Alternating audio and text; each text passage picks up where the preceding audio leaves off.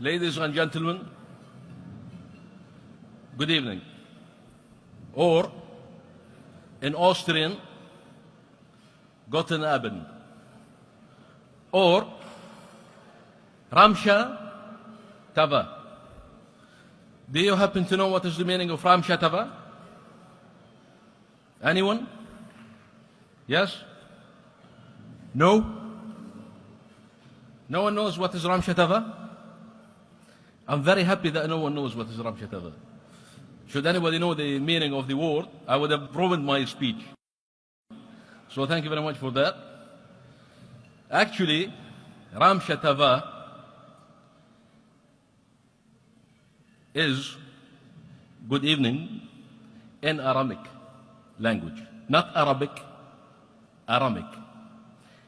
Aramic is the language of Jesus Christ and is the language of ancient Syria. I don't blame you for not knowing what is the meaning of Ramsha Tava, as only 1 to 2 million persons around the world know the meaning of this sentence, and most of them reside today in Syria. This language is recognized today by the UNESCO as an endangered language, and sadly, after 3,000 years of its existence, it may soon become extinct. As a Jordanian, I will talk to you tonight about Greater Syria, as this term comprises Syria, Lebanon, Palestine, and Jordan.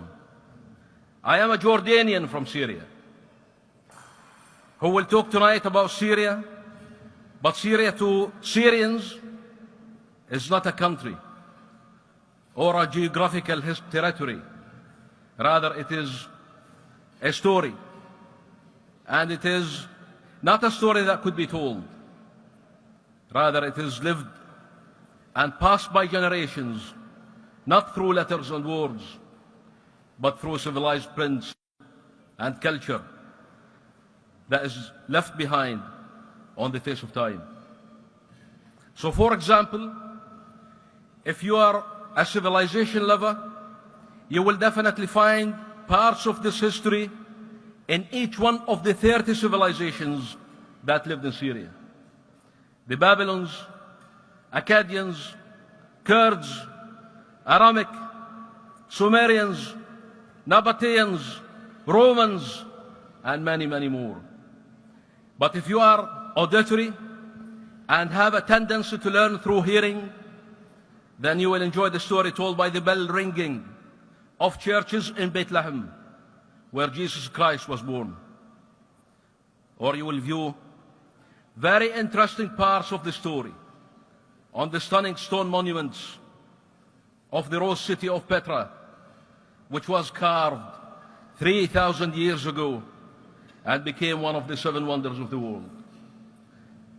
However, if you love nature, you will feel the warmth of the Syrian story in a Syrian morning sunbeam.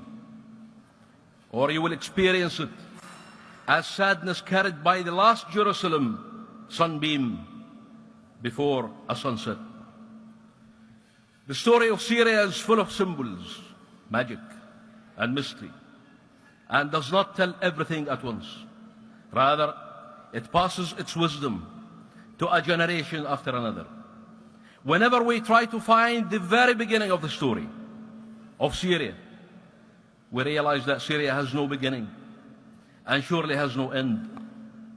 Although the story of Syria did not start with the birth of the many prophets that lived in or passed through Syria, you will find it in their prophecies, and you will find it in every prayer and every moment you feel close to God.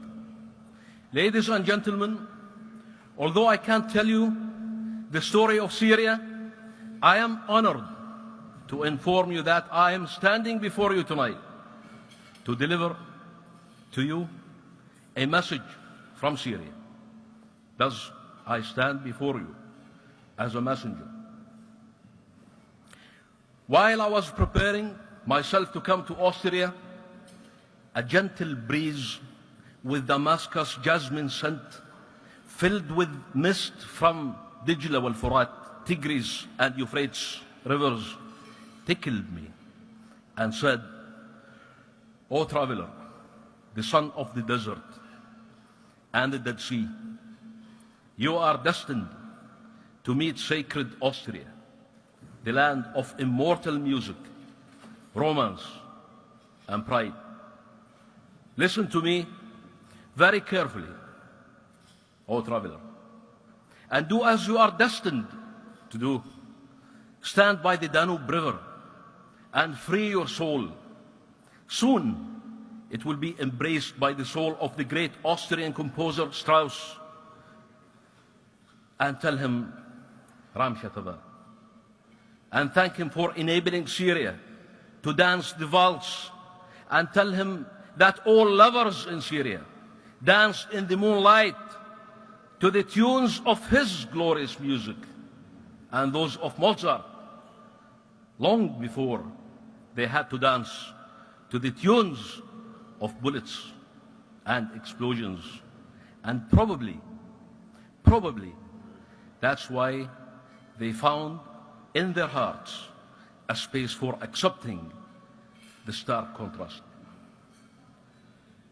Tell both great musicians that Syria sends you her love and gives you a gift.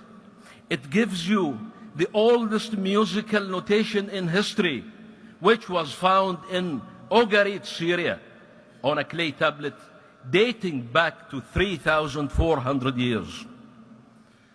Tell them to look after the soul of its creator, as I am sure his soul will not find rest but in Vienna, just like the soul of Beethoven and close to the souls of Strauss, Mozart, Haydn, and all genius musicians that have ever existed. The soft breeze whispered again in my soul and said, "In your gala dinner, O my messenger, please ask the guests to look around them and appreciate the beauty of the place. I am sure you will dine in a fine place in Vienna, and I am sure you will be in a large hall made primarily from concrete.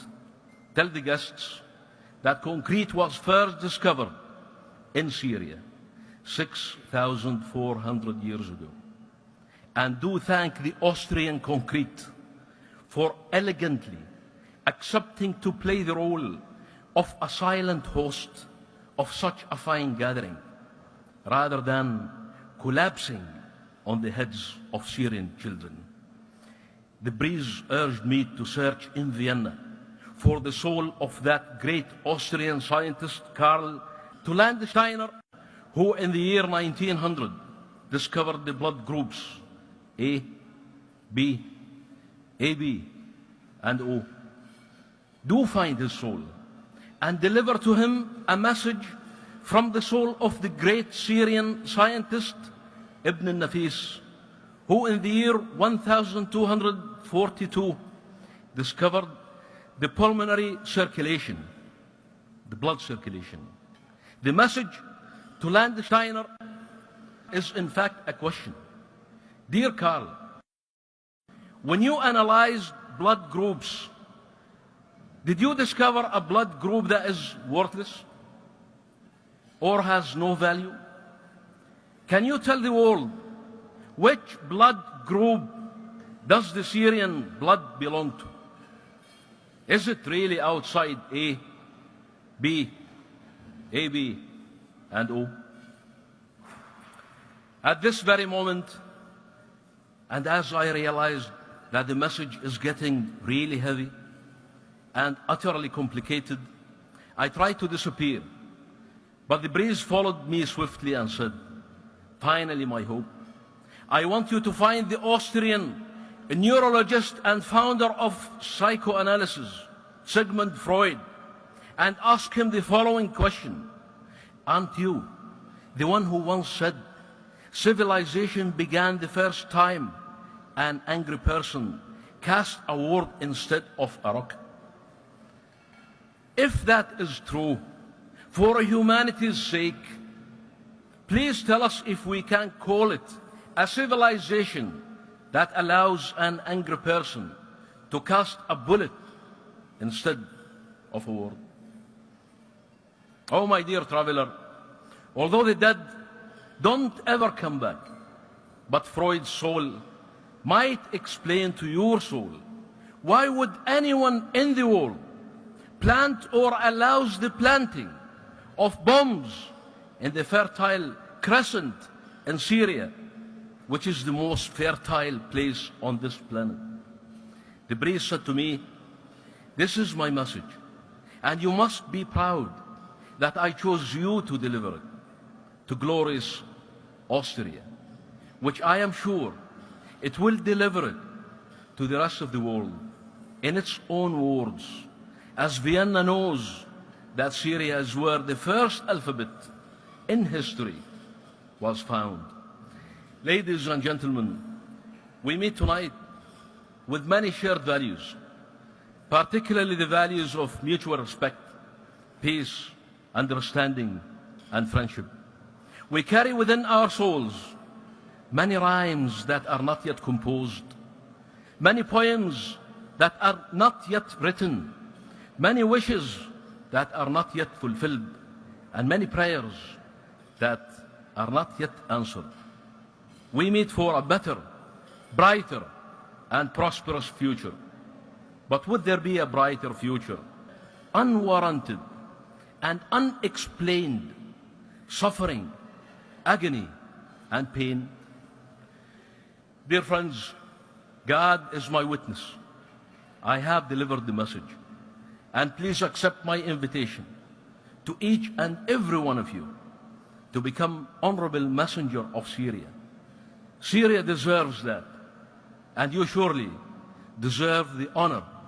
As the historian André Parrot once said, every cultured man belongs to two nations, his own and Syria. Finally, I would like to say once again, Ram Shatava. Please don't tell me that you don't know what is the meaning of Ram Shatava, because after 10 minutes of talking, if you don't know the meaning, I will straight go to the airport, back to Jordan, never give a speech again. Ram Shatava, good evening, and thank you all very, very, very much.